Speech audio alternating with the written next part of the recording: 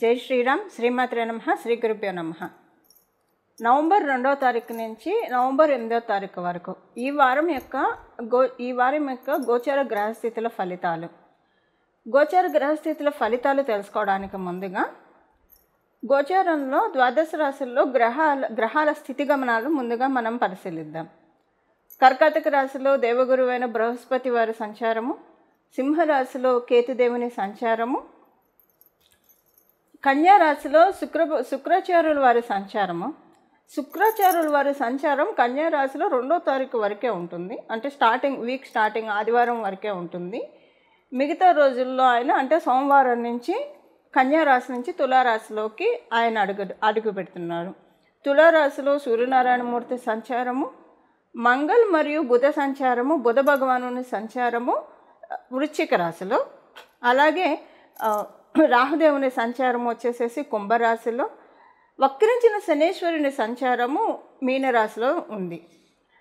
చంద్రభగవానుడు ఈ వారంలో 4 రాశులను చూడతాడు. కుంభరాశి మొదలుకొని వృషభ రాశి వరకు ఆయన సంచారం ఉంటుంది ఈ వారంలో. ఈ వారం యొక్క గోచార గ్రహస్థితులు ఇలా స్థితిలో ఉన్నారు. గోచారంలో గ్రహాలు ఇలా స్థితిలో ఉన్నాయి. గోచారంలో ఈ గ్రహగమనాలను అనుసరించి ద్వాదశ రాశుల వాళ్ళకి, ద్వాదశ లగ్నాల వాళ్ళకి ఫలితాలు మనం చూద్దాం. ఫలితాలు చూడటానికి ముందుగా ఈ వారము గోచారంలో ప్రత్యేక అంశాలు ఏవైనా ఉన్నాయా అవి ఒక్కసారి మనం పరిశీలిద్దాం. ఈ వారం చాలా ప్రత్యేకమైన విశిష్టాంశాలు చోటు చేసుకొని ఉన్నాయి మనకి గోచారంలో. అదేంటంటే 2 కేంద్రాల్లో 2 గురువుల సంచారము. అంటే 3వ తారీఖు నుంచి దైత్య గురువైన అసురు గురువైన శుక్రాచార్యుల వారి సంచారము ఆయన స్వక్షేత్రమైన మీనరాశిలో జరుగుతుంది. అలాగే గురు భగవానుడి సంచారము కర్కాటక రాశిలో. సో వీళ్ళిద్దరూ కూడా పరస్పర కేంద్రాల్లో ఉన్నారు. మనం కాలపురుషుడు కుండలిలోంచి చూస్తే చతుర్థ సప్తమ స్థానాల్లో పరస్పర కేంద్రాల్లో వీళ్ళ సంచారం ఉంది. అలాగే మంగళ్ ఇంకొక ప్రత్యేక అంశం ఏంటంటే 3 గ్రహాలు స్వక్షేత్రంలో ఉన్నాయి. అది దైత్య గురువైన శుక్రాచార్యుల వారు తులారాశిలో, మంగళ్ వృశ్చిక రాశిలో ఆయన స్వక్షేత్రం, అలాగే రాహు భగవానుడు ఆయనకంటూ ఒక రాశి ఉండదు, షేర్ చేసుకుంటాడు. ఆయన షేర్ చేసుకునే రాశి అయిన కుంభరాశిలో ఆయన స్థితిలో ఉన్నారు. 3 గ్రహాలు స్వక్షేత్రంలో ఉన్నాయి, 2 గ్రహాలు పరస్పర కేంద్రాల్లో ఉన్నాయి. అలాగే ఒక గ్రహం ఉచ్చ స్థితిలో ఉంది. అంటే దేవగురువైన బృహస్పతి ఉచ్చ స్థితిలో ఉంది. ఇన్ని ప్రత్యేక అంశాలు కూడి ఉన్నాయి. ఈ ప్రత్యేక అప్పుడు ఖగోళంలో గోచారంలో గ్రహగమనాలు మధ్యలో ఇలా ప్రత్యేక స్థితి గమనాలు ఉంటూనే ఉంటాయి. కానీ ఒక్కొక్కసారి ఈ ప్రత్యేక స్థితి గమనాలు అరిష్టాలకి దారితీస్తుంది, ఒక్కొక్కసారి ఈ స్థితి గమనాలు శుభత్వానికి దారితీస్తుంది. ఇప్పుడు శుభత్వానికి దారితీస్తూ ఉంది. అంటే చాలా మంచి ఒక కర్టన్ రైజర్. ఇది ప్రతి ఒక్కళ్ళకి అప్లికేబిలిటీ ఉంటుందండి. ద్వాదశ రాశుల వాళ్ళకి,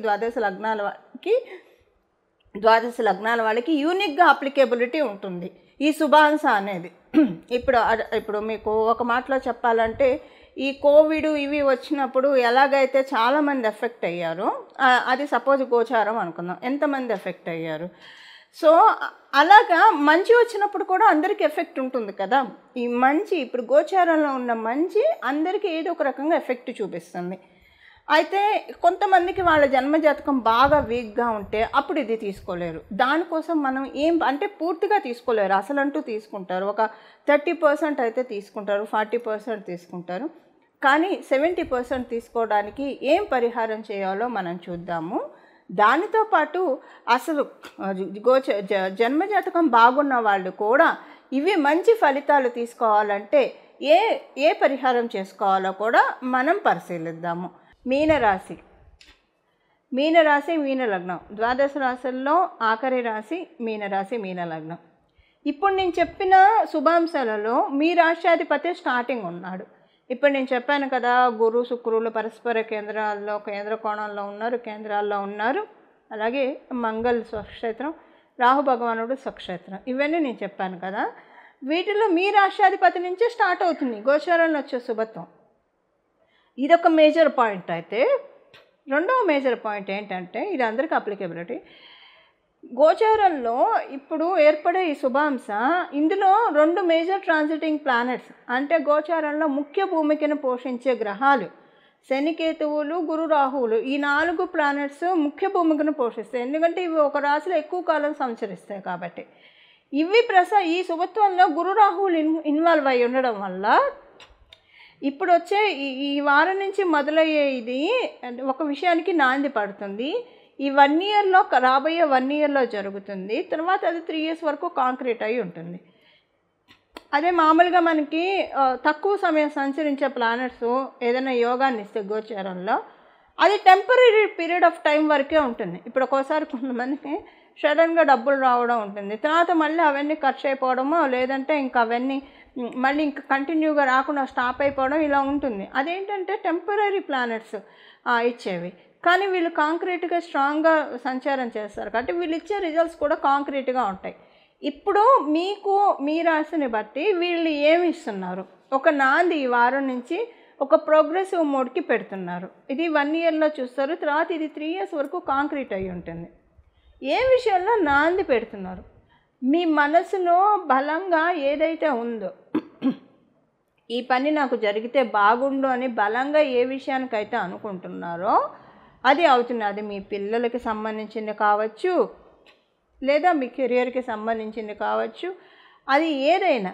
ఒక రకంగా చెప్పాలంటే పూర్వపుణ్యం చాలా యాక్టివ్లో ఉంది. మీరు ఇప్పుడు మనందరం కూడా ఎన్ని జన్మలు ఎత్తామో మనకు తెలియదు. ఇప్పుడు ఈ కట్టెలో ఉన్నాం, ఈ దేహం అనే ఇన్స్ట్రుమెంట్లో మన జీవాత్మ ఉంది.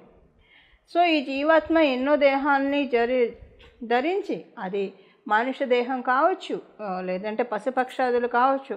సో పశుపక్షాదులు అయితే కర్మలు అంటావు, మనుష్య దేహంలో ఉన్నప్పుడు డెఫినెట్గా కర్మలు ఉంటాయి.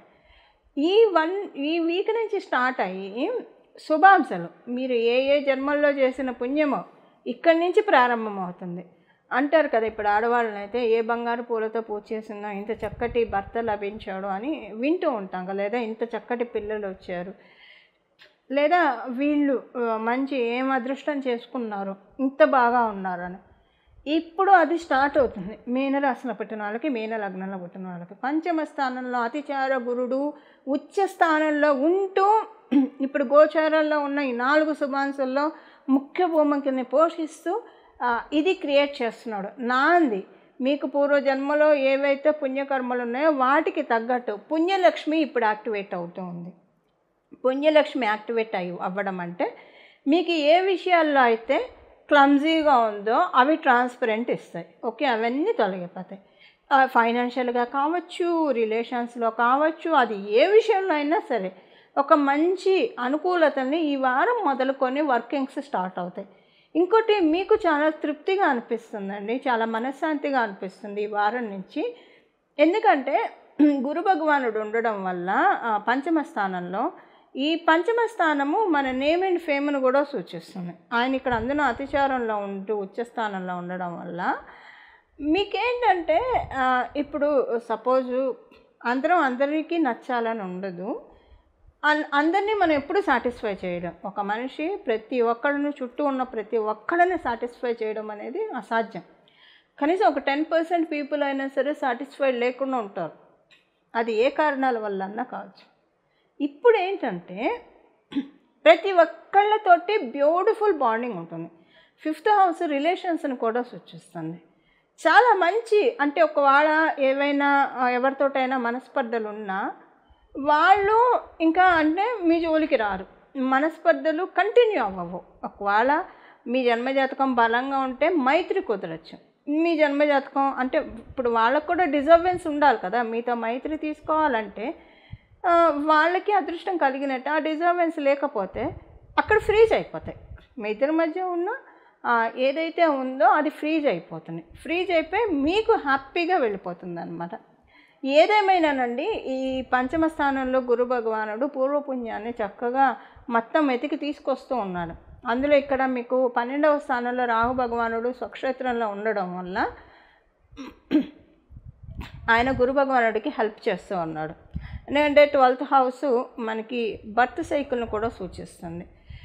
ఆయన ఏంటంటే హెల్ప్ చేస్తూ ఉన్నాడు. దుర్బిణి వేసి గురు భగవానుడికి చూపిస్తున్నాడు.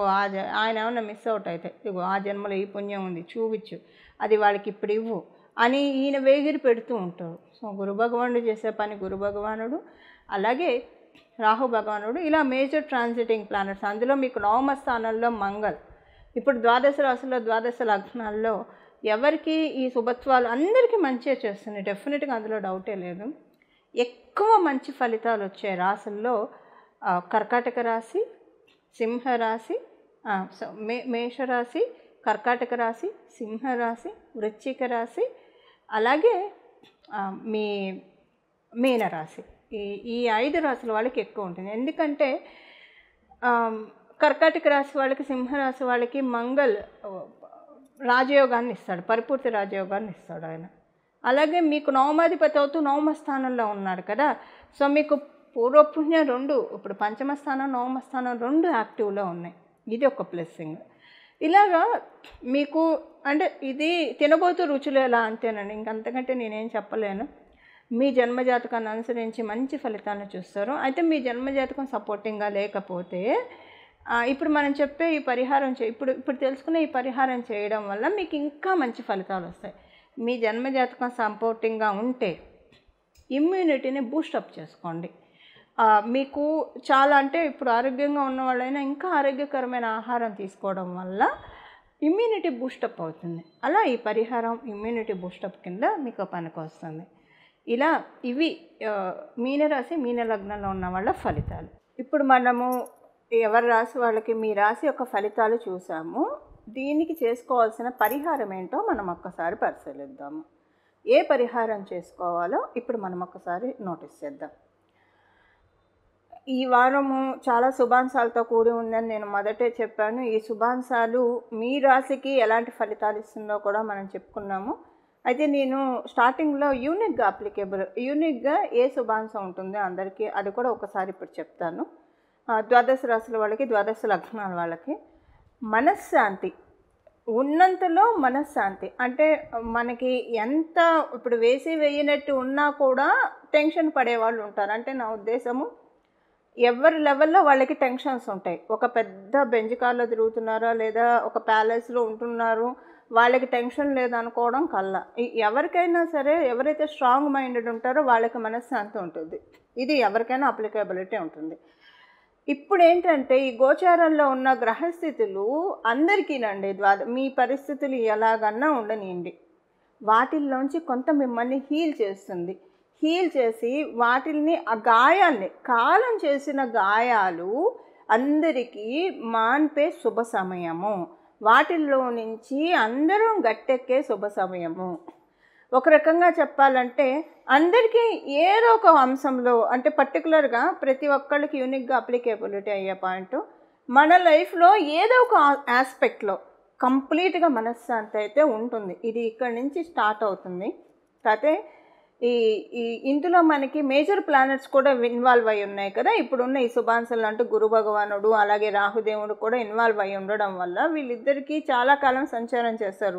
గురు భగవానుడు సంవత్సర కాలం పాటు ఇలా సంచారం చేస్తారు. కాబట్టి ఇప్పుడు మనం తెలుసుకున్న ఈ శుభాంశాల్లో పెద్ద గ్రహాలు కూడా ఇన్వాల్వ్ అయి ఉన్నాయి. కాబట్టి ఇక్కడి నుంచి మొదలుకొని ఈ రాబోయే సంవత్సరంలో ఈ ఫలితం మీరు చూస్తారు. ఏదో ఒక ఆస్పెక్ట్ ఆఫ్ మీ లైఫ్లో ఏదో ఒక విషయంలో పరిపూర్తిగా మనశ్శాంతి దొరుకుతుంది. ఒకవేళ ఉదాహరణకి మీ జన్మజాతకం చాలా బలంగా ఉంటే ఒక 4-5 అంశాల్లో మనశ్శాంతిగా ఉంటుంది, అంటే తృప్తిగా అనిపిస్తుంది.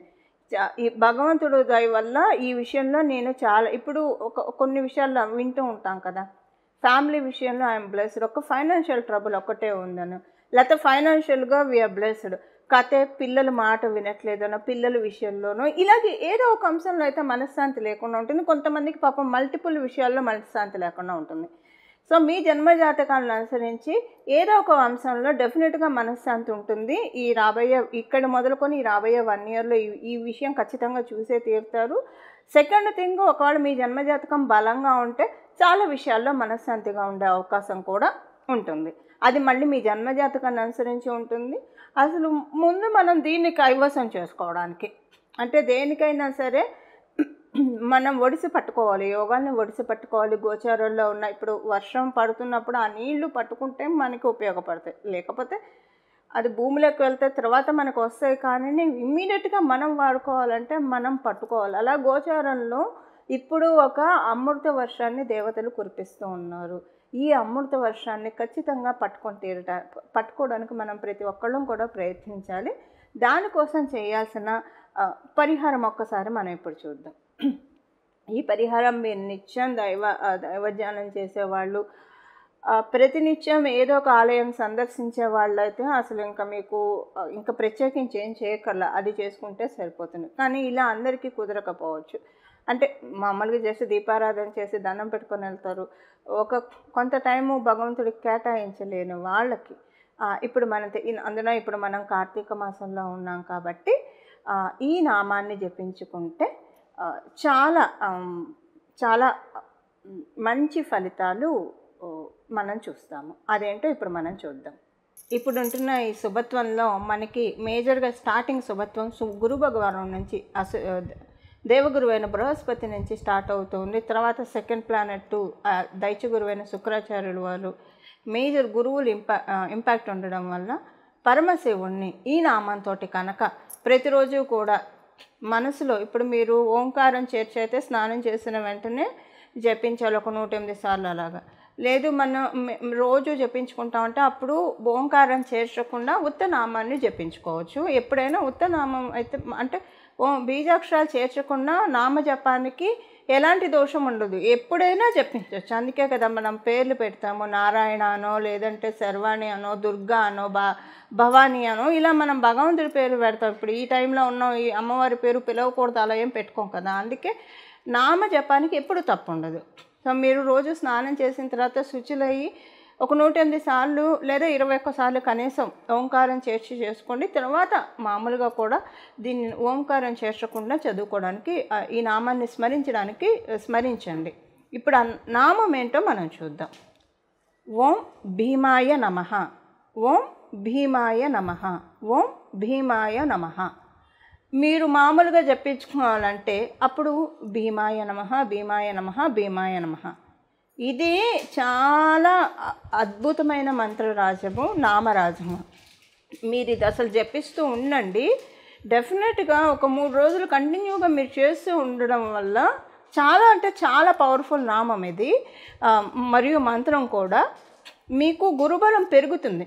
గురుబలం పెరగడం వల్ల ఏమవుతుందంటే ముందు మనకి అంటే మనము ఒక్కొక్కసారి మనం తెలిసే తెలియక చేసే పనుల వల్ల కూడా దోషాలు ఆపాదించబడతాయి. అవేంటో ముందు గురు భగవానుడు స్టాప్ చేసేస్తాడు. ఈ పని చేస్తే ఈ సమస్య వస్తుంది, లేదా ఈ నిర్ణయం తీసుకుంటే ఈ సమస్య వస్తుంది. ముందు అక్కడ మనము సమస్యల వైపు అడుగు పెట్టకుండా కట్ చేసేస్తాడు. తర్వాత మనకి జ్ఞానాన్ని ప్రసాదిస్తాడు. తద్వారా మనశ్శాంతిని మనం పొందగలుగుతాం. ఎప్పుడైనా మనకి జ్ఞానమే అసలైన ఆహారము. జ్ఞానంతో ఎప్పుడైతే మనం జ్ఞానం ఎప్పుడైతే కలిగి ఉంటామో జ్ఞానులకి కలిగిన మనశ్శాంతి ఇంకెవరికి ఈ ప్రపంచంలో ఉండదండి. జ్ఞానులకి ఉన్న మనశ్శాంతి, ఎందుకంటే ప్రతిదీ కూడా టెంపరరీ అని జ్ఞానం వల్ల తెలుస్తుంది మనకి, అది ఏదైనా కావచ్చు. సో మనకి మంచి విజ్డమ్ని ఒక కర్టన్ రైజర్, ఆల్రెడీ మీకు విజ్డమ్ చాలా ఉంటే ఇది ఇంకా పెరుగుతుంది. ఎందుకంటే ఈ బ్రహ్మాండంలో తెలుసుకోవాల్సింది చాలా ఉంది, మనకు తెలిసింది కొంత మాత్రమే, రవ్వంత మాత్రమే మనం భావిస్తూ ఉండాలి. నిత్య విద్యార్థులుగా మనల్ని మనం పరిగణించుకుంటూ ఉంటే ప్రకృతి మాత మనకి అనేక అంశాన్ని చెప్తూ ఉంటుంది. సో అందులో భాగంగా మీకు ఆల్రెడీ చాలా నాలెడ్జ్ ఉన్న వాళ్ళు అయినా సరే ఈ నామాన్ని జపించుకోవడం వల్ల మీకు ఇంకా ప్లస్ అవుతుంది. ఇది అసలు ఇంత ఆధ్యాత్మికంగా ఉన్నత శిఖరాలు ఎదగడానికి కూడా ఈ నామం సహకరిస్తుంది. అలాగే మనకి లౌకికంగా అన్ని శుభత్వాలను ఇవ్వడానికి కూడా ఈ నామం మనకి ఉపకరిస్తుంది. ఇలా మనమందరం కూడా పరమశివుడిని ఈ నామంతో అర్చించి పరమశివుడి యొక్క అత్యంత కృపా కటాక్షాలు మనమందరం కూడా పరిపూర్ణ కృపా కటాక్షాలు మనమందరం కలిగి ఉండాలని చెప్పి అందరూ కూడా సర్వజనులు కూడా చక్కగా సుఖ సంతోషాలతోటి వర్ధిల్లాలని చెప్పి మనస్ఫూర్తిగా భగవంతుడి తరఫున నేను కూడా ప్రార్థిస్తూ మరియు మీ అందరి తరఫున భగవంతుడికి నేను కూడా ప్రార్థిస్తూ మంగళం. నమో భగవతే వాసుదేవాయ.